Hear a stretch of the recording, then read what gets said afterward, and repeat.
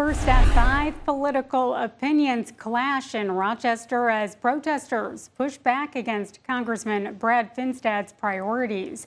The Republican spoke to the Chamber of Commerce about the impact of federal trade deals and national health funding on local businesses and government.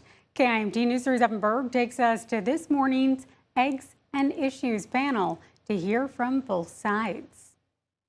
The Rochester Area Chamber of Commerce Egg and Issues panel has once again come to downtown Rochester. And Congressman Brad Finstad came out to talk about the issues he's paying attention to in the local business community.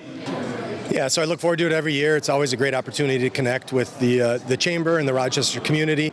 The Republican congressman spoke to chamber members about the impact of Trump's tariffs on local businesses and how he's been working to find new markets for Minnesota agriculture. Look at the EU and the UK trade deals that are on the table, over $750 billion a year of new ethanol sales, which will be great for our corn farmers. However, protesters from indivisible Rochester gathered outside the Mayo Civic Center to push back against Finstad's visit, accusing the congressman of hosting a PR campaign for Trump's big, beautiful bill. So I didn't really notice what was going on. According to RPD, during the protest, unauthorized guests at the panel had to be escorted off the premises after attempting to enter the building to speak to Finstad directly. I appreciate everyone's passion and willingness to, talk about what they care about. In a statement, the group says, quote, "The big, beautiful bill will increase the federal deficit an additional $3.4 trillion, leading to higher interest rates. This depresses business investment and consumer spending," end quote. However, Finstad believes tax changes outlined in the legislation have been positively received.